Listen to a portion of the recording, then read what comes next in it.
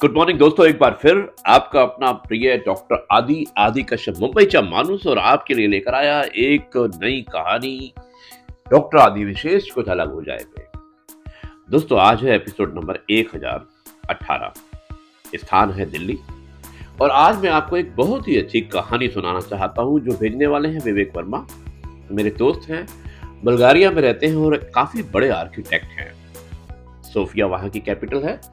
दोस्तों, उन्होंने जो कहानी भेजी है बड़ी मोटिवेशनल कहानी है जिसका शीर्षक है बड़ा कौन। शुरुआत करता हूं इस कहानी की कुछ इस प्रकार। एक बार एक शर्मा जी थे जो कि एक कपड़े के बहुत बड़े व्यापारी थे और उनकी एक फैक्ट्री थी। कुछ दिनों बाद शर्मा जी को प्रभु से प्रेम हो गया। अब शर्मा जी उनके जीवन में ऐसा कुछ घटा कि उन्होंने अपनी फैक्ट्री और सारा काम बंद कर पूरा अपने आप को स्वयं को प्रभु को सौंप दिया और संत बन गए।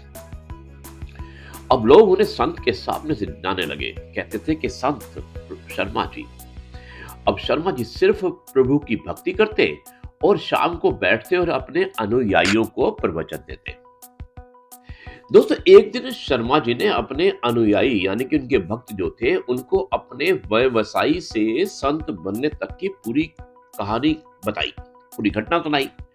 शर्मा जी ने कहा कि एक दिन जब मैं अपनी फैक्ट्री यानी कि उस फैक्ट्री के सामने बैठा था, उसी समय एक कुत्ता घायल अवस्था में वहां पर आया। वो किसी गाड़ी से कुचला गया था जिसके 3 पैर उसके टूट चुके थे उस एक्सीडेंट की वजह से। अब शर्मा जी ने कहा कि मैंने सोचा कि अब मैं उस कुत्ते को किसी जानवर के अस्पताल में ले जाता हूं, मगर फिर अस्पताल के लिए तैयार होते समय मुझे एक विचार आया कि क्यों ना मैं प्रभु को टेस्ट करूं। अगर भगवान होगा तो शायद मुझे इसे कहीं ले जाने की जरूरत नहीं है, ये कुत्ता अपने आप ठीक हो जाएगा। और ये सोचकर शर्मा जी ने अस्पताल जाने का जो विचार था वो उन्होंने बदल दिया और उन्होंने कहा अब देखता हूं इसे कैसे खाना मिलता है और इसे कौन बचाता है। अब रात को शर्मा जी दूर बैठे रहे और देखते रहे और अचानक शर्मा जी ने देखा कि एक दूसरा कुत्ता फैक्ट्री के दरवाजे से नीचे घुसा और उसके मुंह में रोटी का एक टुकड़ा था। उस कुत्ते ने वो रोटी उस कुत्ते को दी जो कि घायल कुत्ता था और घायल कुत्ते ने किसी तरह से उस टुकड़े को खाया। अब ये रोज का काम हो गया। जो दूसरा कुत्ता था वो रोज कुछ ना कुछ घायल कुत्ते को लेकर आता था और इस तरह से कुछ समय बाद घायल कुत्ता एकदम स्वस्थ हो गया और स्वस्थ होने के बाद वो पूर्ण रूप से अपना कार्य करने की क्षमता रखने लगा।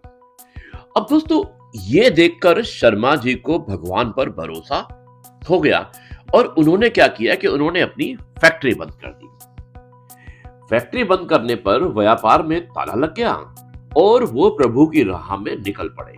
और संत बनने के बाद भी शर्मा जी ने कहा कि मेरे पास किसी ना किसी तरह से कहीं ना कहीं से कोई पैसा आता रहता है, किसी ना किसी बहाने से। जैसे मेरे पास पहले पैसे आते थे, अभी भी पैसे आते हैं। ठीक वैसे ही जैसे जैसे उस कुत्ते को दूसरा कुत्ता रोज कुछ ना कुछ खिलाता था, यानी कि रोटी या कुछ भी। अब शर्मा जी की ये कहानी सुनकर एक अनुयायी जो उनका संत था वो जोर जोर से हंसने लगा।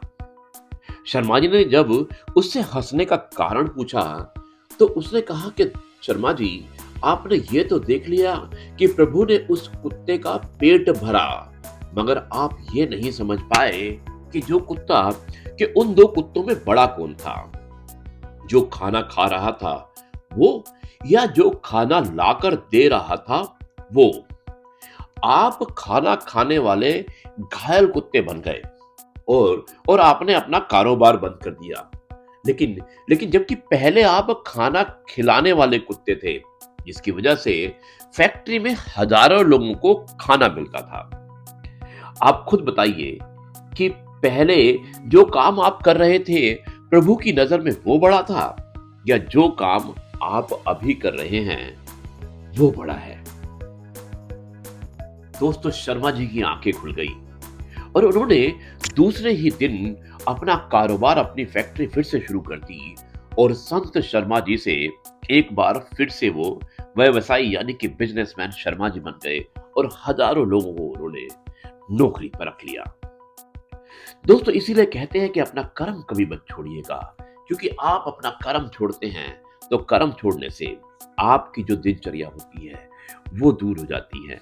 हमेशा आप कर्म योगी बनकर रहना चाहिए, क्योंकि कर्म योगी जो होता है वो कभी इच्छा की फल नहीं रखता है। दोस्तों, इसी के साथ मैं इस कहानी को यहीं पर समाप्त करता हूँ और कल आपसे एक बार फिर मुलाकात होगी, कुछ नई कहानी, कुछ नए किस्से और कुछ नई बातों के साथ। और हाँ, अगर आपके पास भी कुछ ऐसे वाकयात हैं जो आपको लगता है कि पॉजिटिव कर्मा में शामिल करने चाहिए, तो आप मुझे बेहिचक लिख सकते हैं। फिर आप देर क्यों करते हैं? लिख लीजिएगा। मेरा फ़ोन नंबर 9833880402, ये मेरा मोबाइल नंबर है जिसमें कि व्हाट्सएप है।